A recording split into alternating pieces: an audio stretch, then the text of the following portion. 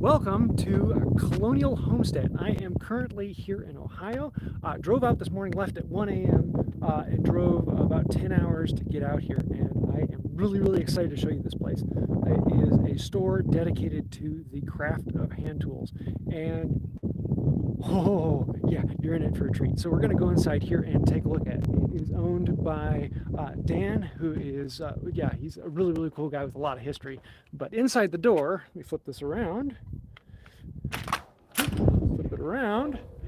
We've got Colonial Homestead. And you can see, yeah, it's a cool place. So we're going to walk through this whole place and show you what all is going on in here. So over here is a lot of the blacksmithing tools. If anyone has any questions, go ahead and throw those in the chat, and we'll talk through those if there's anything you want to see. Yeah, I mean, he's got everything here. Forges, all of the hammers and tongs that you could ever want, and a lot of really, well, specialty things. Yeah, vices and more vices and more tongs. And oh yeah, here's a post drill. You're going to be seeing a few of these today because there are quite a few of them here. He has several good old workbenches that are currently used as tables, but some of them for sale. This one's actually a modified English style. There's an old brake. So if there's something you want to see or something I skipped over, let me know and I'll go back for it.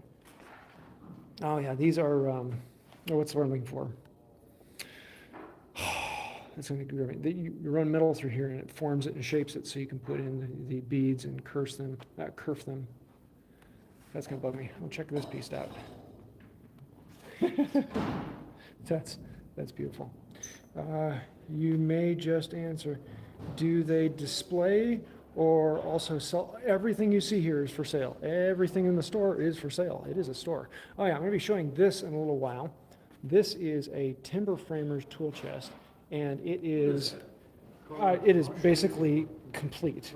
It is a full tool chest, and I only have a hand right here, but every one of these drawers are full, and it's currently for auction. So I'm going to be doing a video on this here soon, but this is just absolutely incredible, and I just can't show you how big that is. I mean, most chests you're used to, this one's just huge. Absolutely beautiful. So yeah, here's some anvils. Holy cow, that thing's massive. 400 plus pounds. That's beautiful. Yeah, so I don't do a lot of blacksmithing, but I really want to get into it. One of these days I will. Let me turn off my sound here so we don't have to listen to that. But yeah, this is the blacksmithing area and some machining. Once we get back over there, we'll see a lot of the woodworking tools. There are a lot of these belt-driven tools. So this whole thing here, this whole beast is a lathe. So you've got the main body here.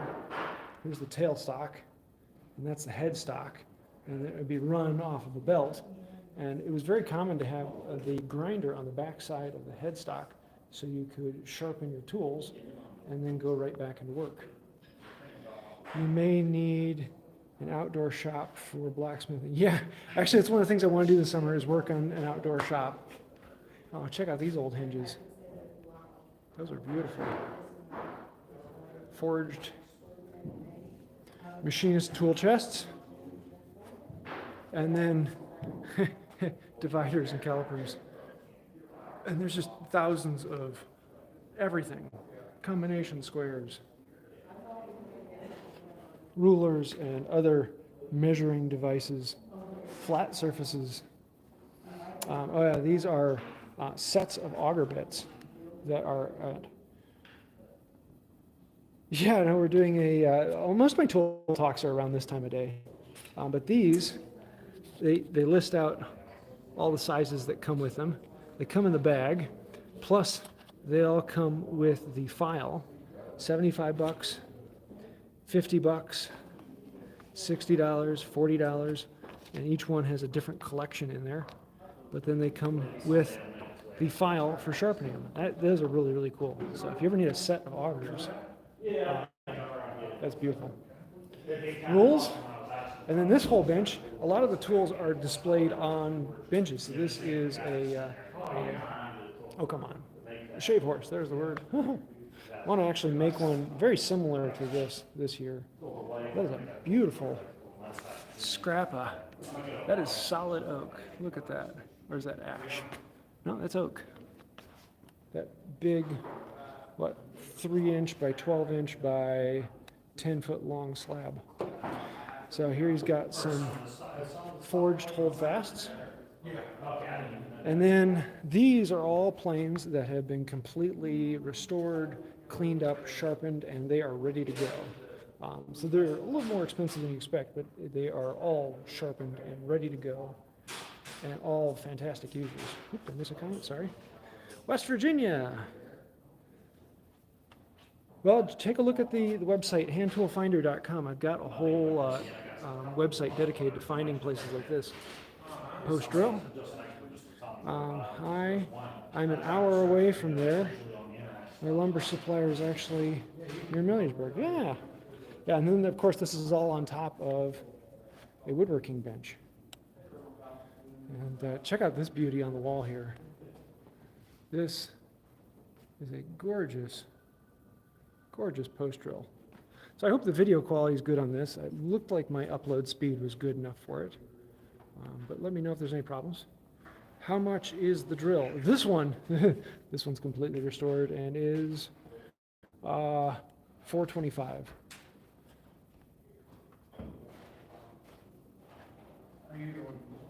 Oh, you may have been talking about this past one back here. I don't know what he had on this one.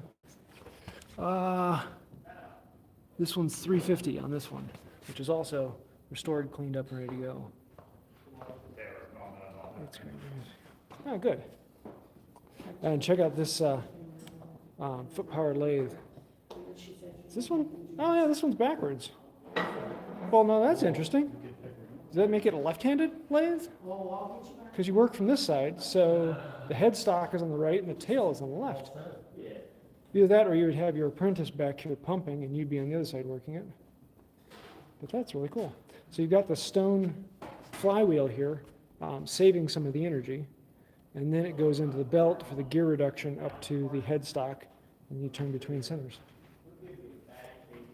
He has a couple tool chests. This is a beam drill, not to be confused with a post drill. Post drill is kind of like a drill press. You mount it on a post, whereas a beam drill drills holes in a beam. He's got some other milk plate and finishing supplies. Some old brown high glue. Oh, okay, we've got some cool things over here. Some interesting chisels and hollow augers or tenon-ers. So each one of these are specially sized, cut tenon. And a hollow auger cuts the shoulder, not the actual tenon. That broad axe, yeah, I'll show you a closer up on the broad axe back here. This one is actually hewing axe. You can see the handle is bent up so you can flatten the side of a beam without busting up your knuckles. Colonial Homestead, Artisans Guild.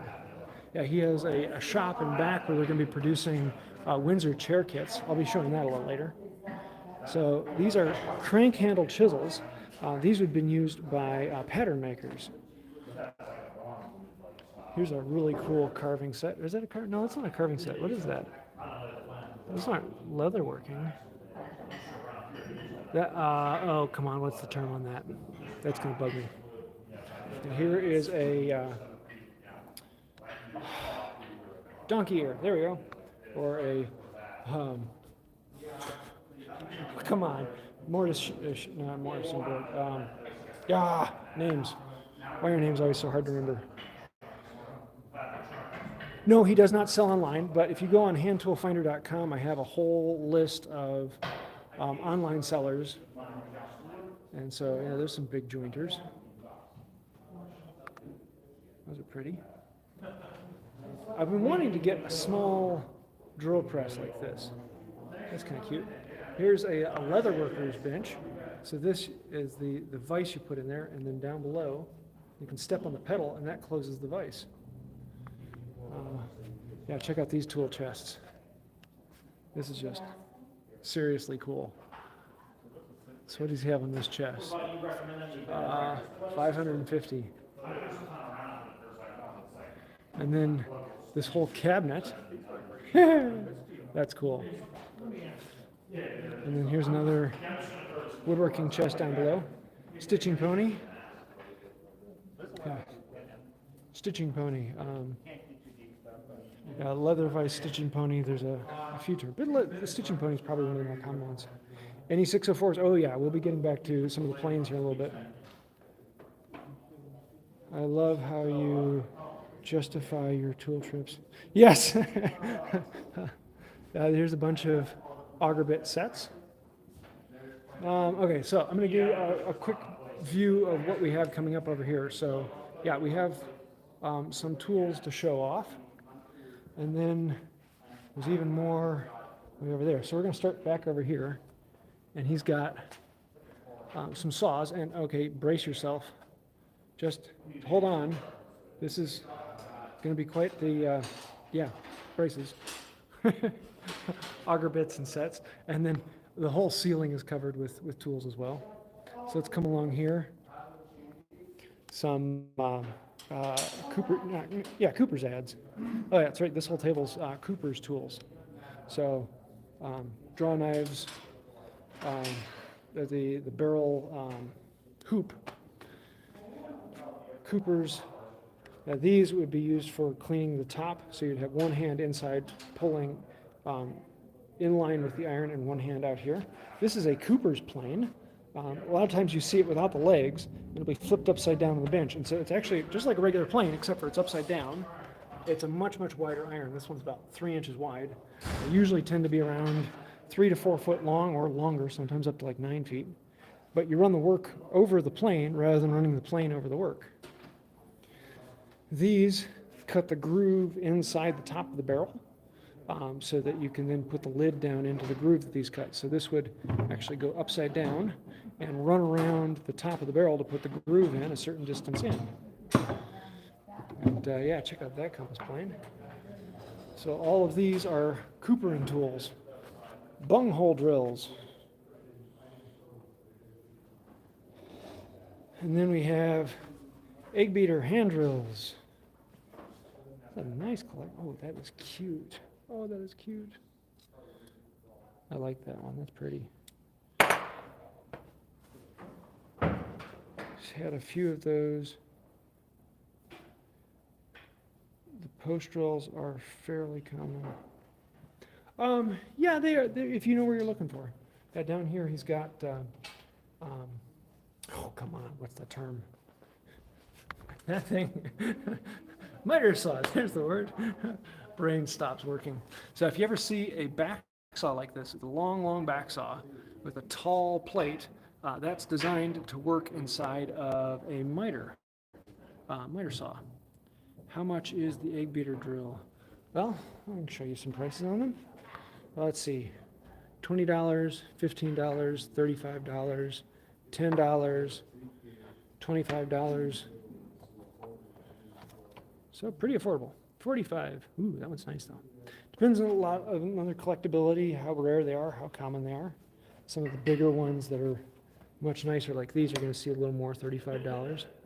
This one's probably going to be a chunk. Yeah, $75. Sharpening stones, oil stones. Miter box, there's the term.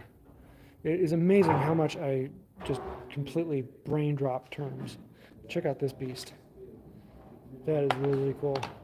With the positionable iron, not iron, stone. And these ones with the handles, those are cool.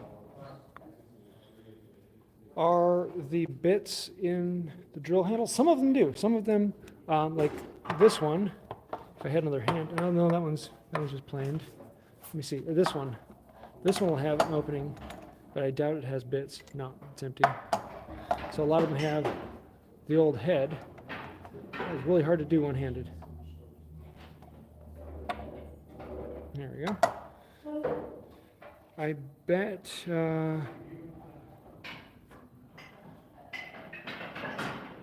yeah, driving all night. Yeah, I was only driving for 10 hours and then got out and did this. So if you're ever looking for natural stones, yeah. Then here we have transitional planes and some wooden body. Those are large tongue and grooves. So like for flooring boards, you'd have tongue and groove sets. And so these are pairs, tongue and groove, tongue and groove, tongue and groove, tongue and groove. And so you can match those boards up. Oop. Really interesting to see the difference in what's common and what's not. Yeah, well, a place like this, you're going to see a lot of really uncommon things because it's designed for it. And there are very few places like this, though there are a few. If you want to see if there's one near you, look up handtoolfinder.com. I have a map. If you're anywhere near Ohio, this is Colonial Homestead. So these are transitional planes. Stanley started doing these to wean people off of wooden planes and get them to use more and more metal body planes. And down underneath all the tables, miter boxes, saw sharpening vices. There's a few of them here. And then we have the rabbit and dado planes. Actually, we're going to come over here first. So yeah, check out these thumping whackers. For froze and other things like that, you have basically often a big burl that's been shaped down and you put a handle on it and you can whack away on it. Here's some gorgeous old braces. Saw vices. $30, $55. Well, that's a nice one though. It has the socket so you can switch it around and move it. This place is like MWTC, but happening all day, every day. 45, 30, 25. Here's some more hollow augers. These ones are adjustable hollow augers, so you can change the size of the tine. Cone cutters or spoke pointers. Are those metal saw vices pretty much? Yeah, in Europe, Europe didn't switch over as much to all of the metal stuff as America did. And so in England, you will see some of them. But in continental Europe, you don't see a lot of metal body planes, and as well as like saw vices and things like that were mass produced, because Europe tended to stay with wooden items more. So here we've got crosscut saws, 1 man and 2 man. And those are pretty. Some of them they actually handle sharpening here. And if you're ever missing the handle on yours, he's got a whole collection of handles for sale. Here we had some more forging tongs. These are breast drills. They're like an egg beater, except for they have this saddle that you can put into your chest and drill away. They're not really comfortable. They're more for timber framing and things like that. You don't see as much for general cabinetry. For example, are those metal saw vices? Oh yeah. How much are the crosscut saws? I'll take a look here. So it depends on their collectability. Like this is a 2-man with both of the handles for $65. This is a really nice Distin. That's $135, but wow, that one's nice. Here's a newer one, but that one's been sharpened up. He has 100 on that one. And some of these with just the plates are 80, 50, and so it depends on condition and type. That one's 40, and how much life is left in it. Like you look at this one down here, doesn't have a whole lot of life left in it. Some mallets, hammers, and thumping whackers. Do they have sharpening jigs to set rake?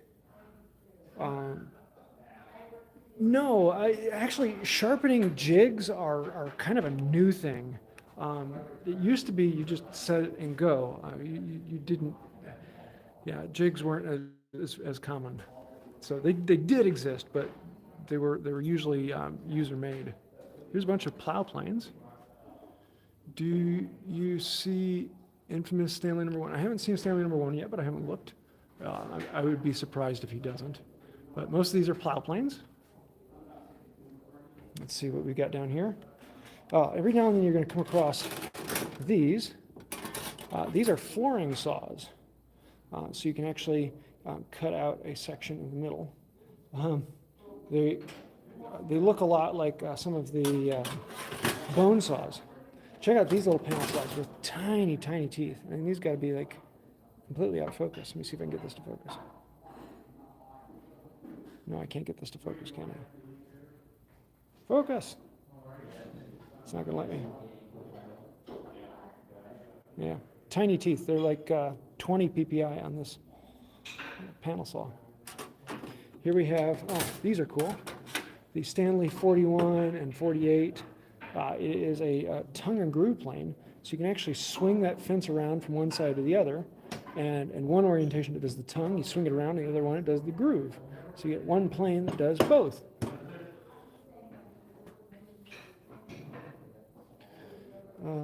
Some oil cans. If I miss a comment, go ahead and throw it in there again.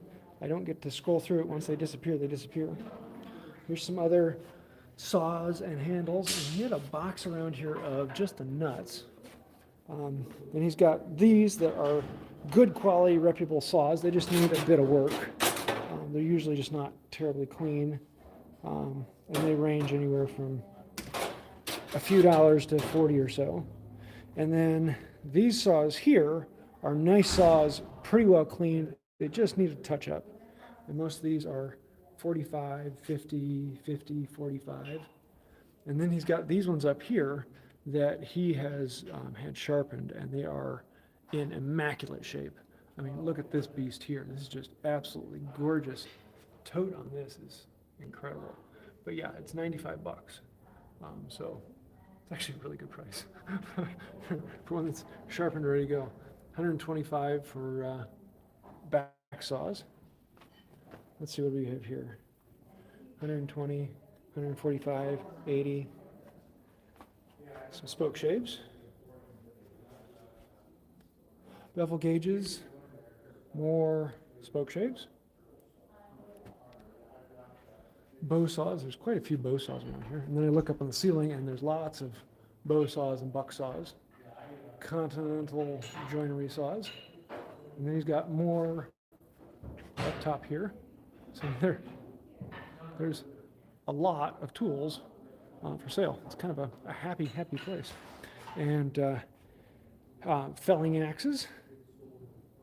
And then we look up here again and we see more tools. Oh yeah, these are kind of interesting. That's an old tape measure. So you'd use the wheel to mark out along a beam, and every rotation of it, there'd be marks along it so you could see, every rotation is 3 feet or whatever it comes out as. So whenever you need to get over something and just bury the hatchet, here you go. Here's a beautiful old bench. That's kind of cool. Someone has remade the base for it, but the bench top is really cool.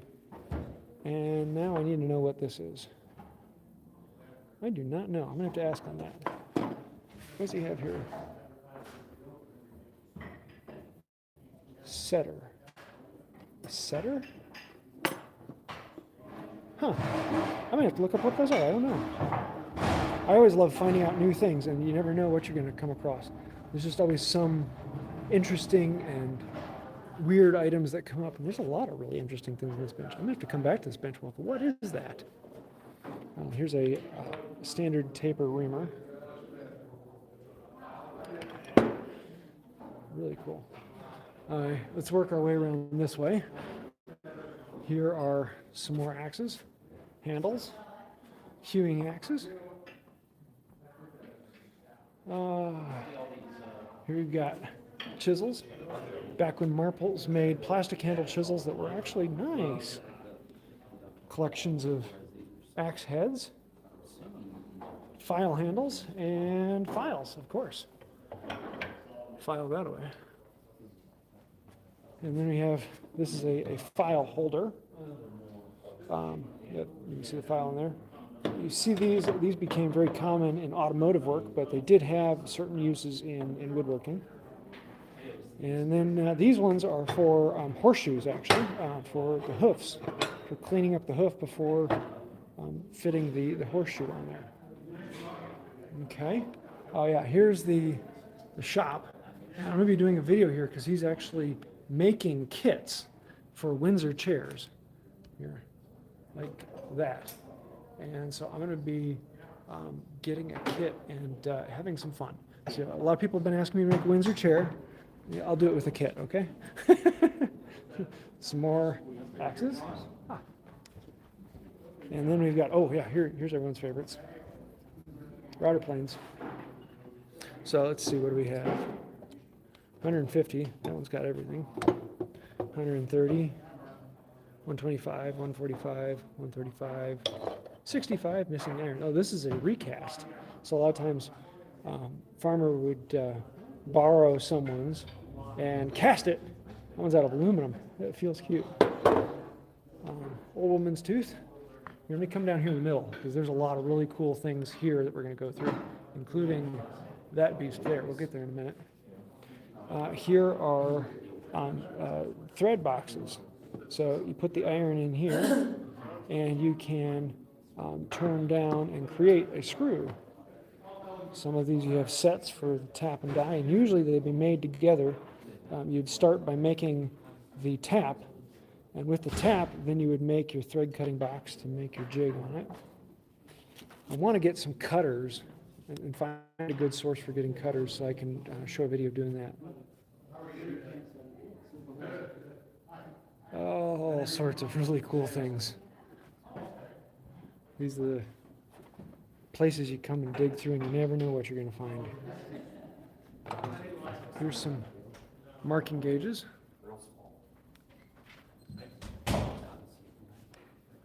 Multi-beam marking gauges. What is the difference between a rasp and a horseshoe file? Well, a horseshoe has they're these right here, boom, boom, boom, really, really big teeth. That you wouldn't want to use those on wood. The other side is a little smooth, but it's a really big file. So in comparison to normal files, are huge. Usually has edging on there, but they're often much larger than you use for anything on wood or metal. But the big thing is the rasp has these huge teeth for digging out the hoof. I mean, in comparison, like this one is made from metal or wood, and it's huge, but the teeth are still much smaller than you'd find in one of those.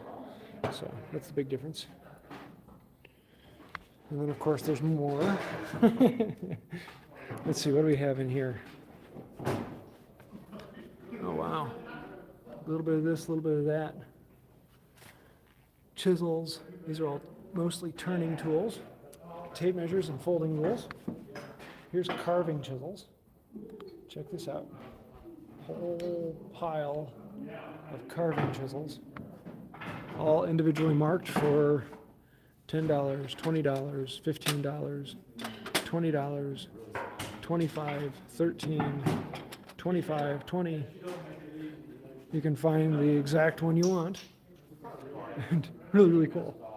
Let's see what we got over here. Oh, here's some new old stock files, as well as some real little needle files.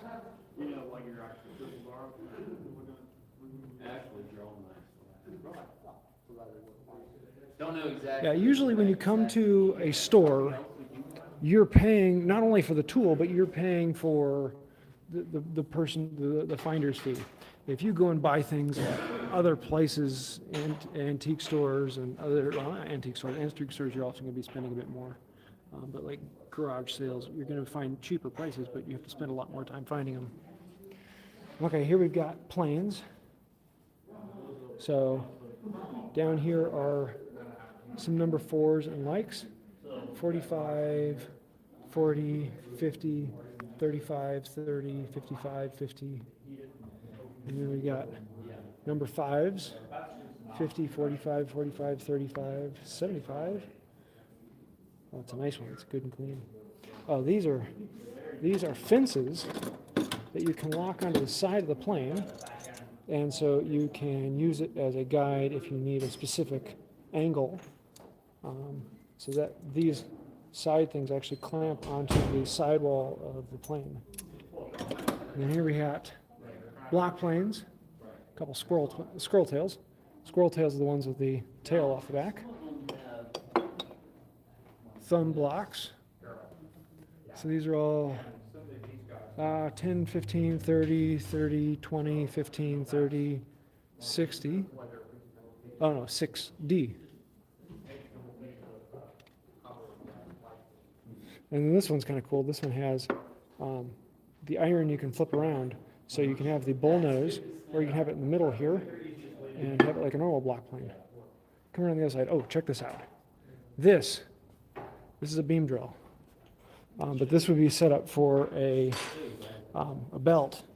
So, I mean, this thing is huge. So from one end to the other, we're talking like 8 feet. Massive. And here we've got a foot-powered scroll saw. We have some combination planes, plow planes, 45s, 55s, and then we have whole sets. Oh my, okay, these are cool. These allow your 45 to do hollows and rounds, and often one of these costs more than the whole rest of the plane. A full set of these can be just like $1,000 or more. They're very, very hard to come by and very, very pricey. Very, very cool too. So, let me come over here.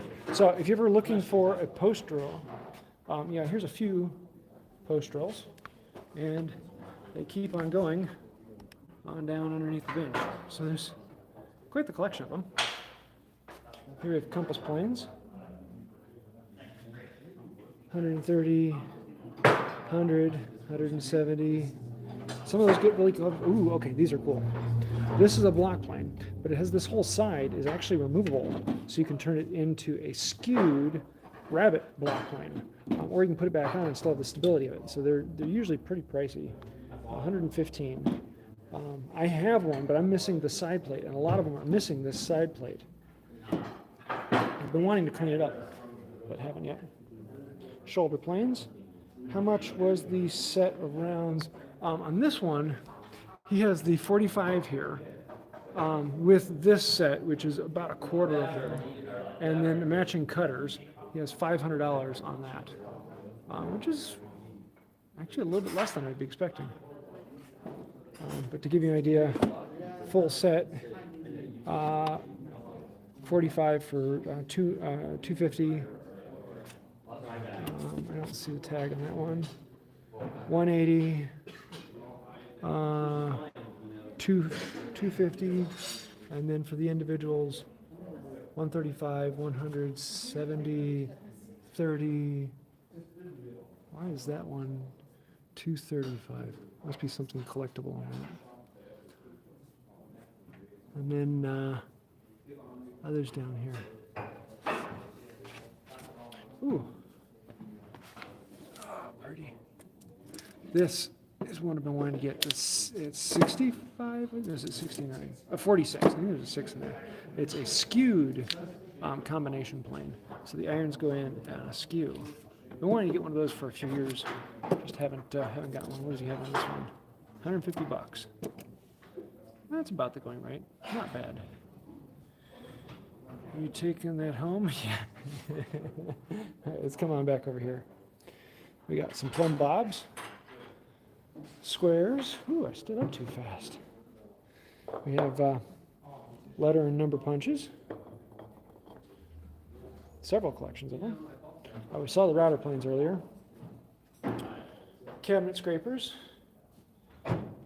Number 80s, 81s, 12s, 12 and a halfs.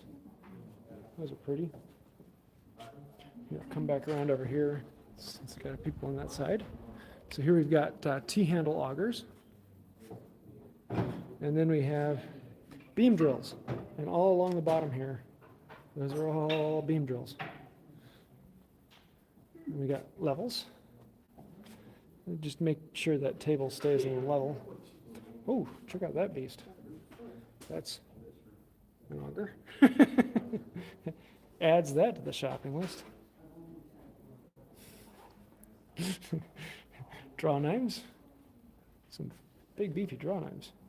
How much are the augers? These T-handles, I don't know what he has on these. 45, oop, here we go. 45, 20, 15, 15, 20. So somewhere in that range, oh my word, that's a big one. It's like gonna be a 4-inch auger back there. I can't see a tag on it from here. It's probably up top. That's a big beast of an auger. It's coming back here. Oh wow, this end of the table. This end of the table is really, really slick. I mean, this, you just can't get much better than that. So these are for timber framing. So they're usually like 2 inches or more. Some of them get up to 3 to 4 inch wide. These are for debarking, particularly, what's the word I'm looking for? Cork. Those kind of became known for. How much are the ads? Let me come back here. 50, 60, 45, 60, 45, 20 for the head, 65, 75. So all depending on collectability and type. And there's a fireman's ads, 65. Draw knives, 50, 15, 35, 35, 50, 20, 45, 40, 20, 25, 55, 55. All depends on lots of different factors. Okay, let's come on back over here. We haven't done that whole area yet. And then we got this whole area over here too. Yeah, here. Let's see the other side of this table. So here's more chisels. So these are a little larger, firmer chisels, bench chisels, corner chisels, just a little too small to call a slick. And then we have bench chisels. Oh, he has them by size here. So 1.5 inch, 1 3/4, 2 inch. Mortising chisels, 3/4 inch square, 1 inch square corner. And then bench chisel by size, 1/8, 1/4, 3/8, 1/2 inch.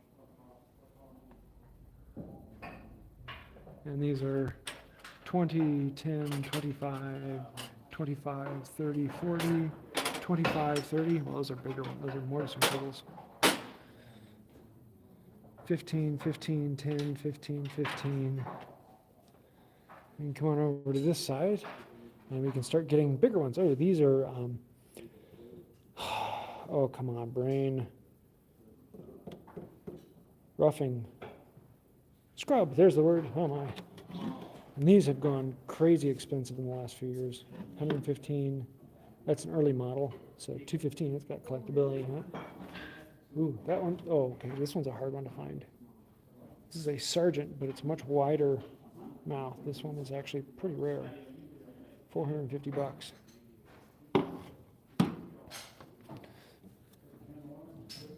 Self-setting. Let's see, 115, 120, 140, 114, 100, 200. And then, of course, you get into the bigger ones like the number 8s, and price goes up. Let's see, what do we have down here? What is that?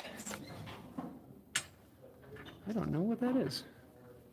Huh. I'll have to ask him on that. Here we've got some vices, leg vices, leg screws, other mount-on bench vices. $50, $75, $65. Here we've got wooden bodies, so European style, or German Scandinavian. Some of the big old joiners, 75, 50, 20, 50, 40, 60.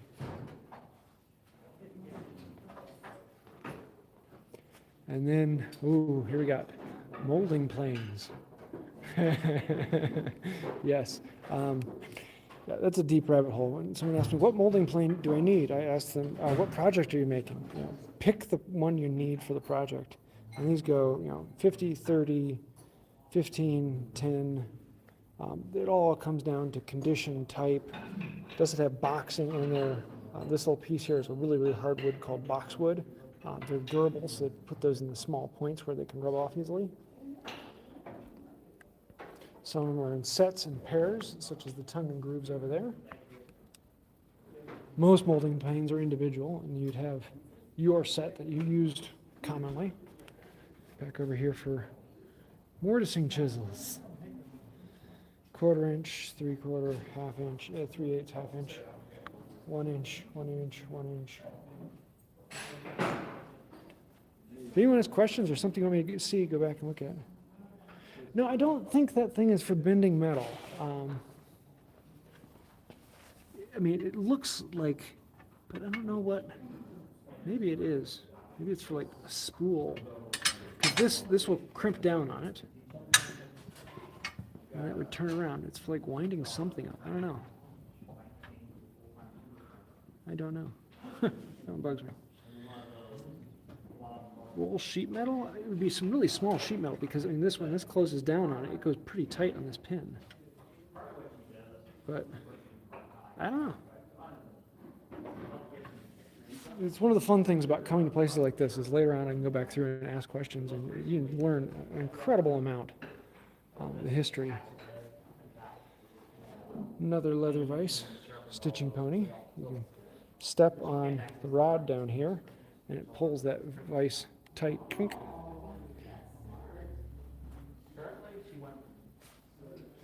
Ooh, scraps of leather.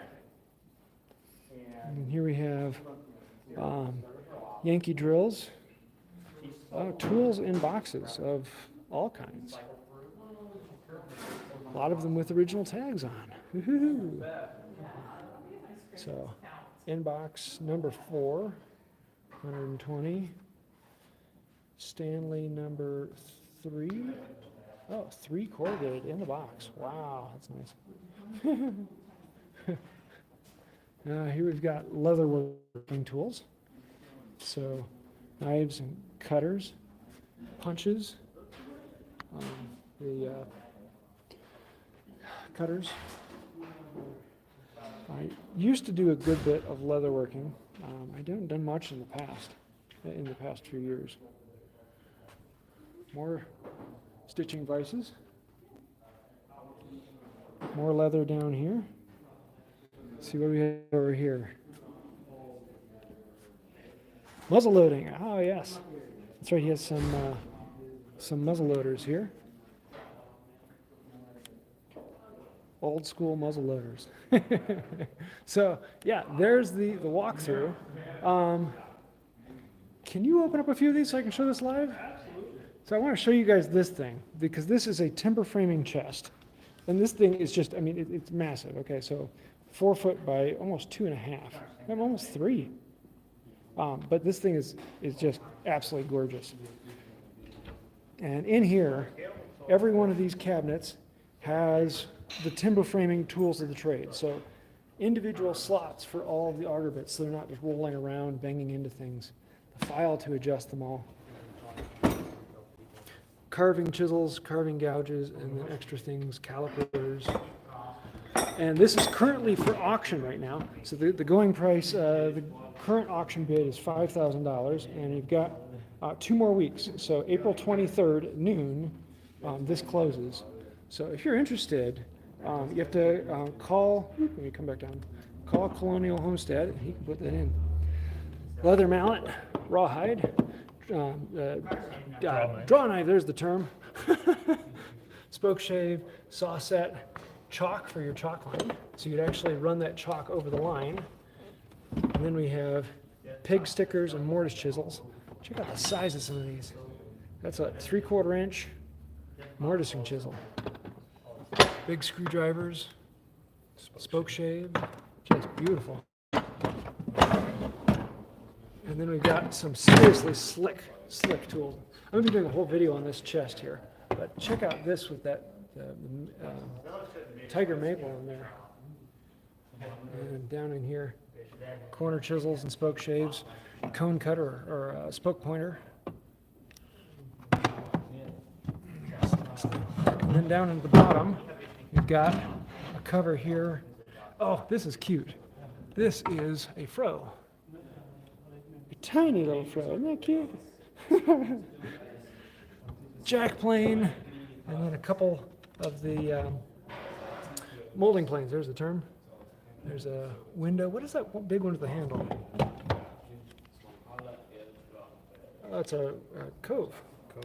Huh. And then we got the other half of this thing. Here, put these back in there.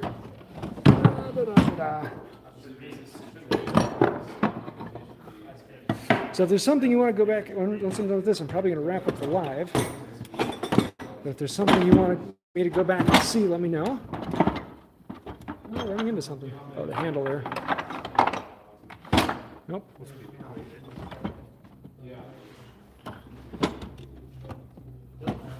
Ah, this looks like King Harry Potter.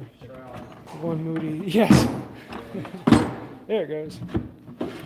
And then in the middle, we've got, this is for sharpening the crosscut saws. So you can actually file the rakers to the right height. This is the stamp. I said it was used on some of the planes, folding rules, measuring squares, center bits.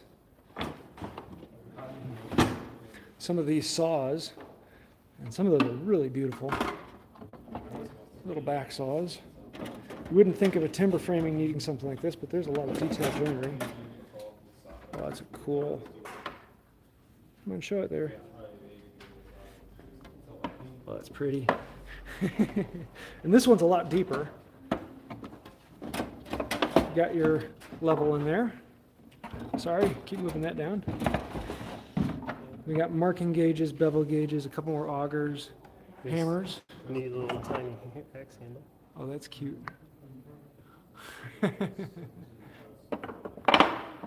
Let's see what's down the bottom here. Oh, this one is cool. This is just absolutely gorgeous. Let me see if I can get the color on the light here. Tiger maple on this. Here, sit down so it'll actually focus. That's just a beautiful, beautiful handle. Gorgeous hewing axe. Hewing, not felling. So it's flat on this side. It's only a single bevel. Hewing hatchet, I guess. Yes. And then molding planes, half set of hollows and rounds. And then the axe head down there. But this is really cool. You saw my video today. Whoop, you know what this is. But this one is a much, much longer version. Pinch rods. So you can slide this in and out and then lock it down. And you have a specific measurement from there to there. So you can transfer it on. Just a very cool setup. And it just fits right down in here. Just like that. So yeah, this whole kit is for sale with a lot of history. So if you're interested, you can go ahead and throw a bid and call them up. Someone's going to have a happy, happy day. Do they also carry sharpening stuff? Yes. Let me take you back. So yeah, like all of the auger kits they sell. So these are all sets of auger bits, and they range from $20 to $75 depending upon the auger and what's in them. So they each have different ones, but they all come with an auger file, which is kind of cool. So they each get a roll with the auger file and all the bits. I thought there was a sharpening stone in there, but I didn't see it. Yeah, I remember seeing that. Flip this back around. Down, down, down, down. Oop, not that way. This way, this way. I'm up here. There we go. Hey, look, there we are. Hi. So yeah, this is a Colonial Homestead, and it is a really, really, really cool place. So if you are driving through Ohio, make some plans. I have links to it down below, as well as handtoolfinder.com has a website of every known place I know to buy hand tools. This is one of the first things that went on the website. It's currently on the map, and very, very cool store. So I hope you guys like this one. If you do have any questions, feel free to send me a message. I'm going to be doing a video soon about the store in detail, as well as this box. So I'm looking forward to showing that off. Does this place also sell parts for planes? Yes. Yes, they're pretty much everything you want. Thanks for the nice live. No, they don't sell diamond stones. No, it's all antique tools here, so. Cool, I hope you guys like this, and I think I'll do it for now. Until next time, have a wonderful day. Bye.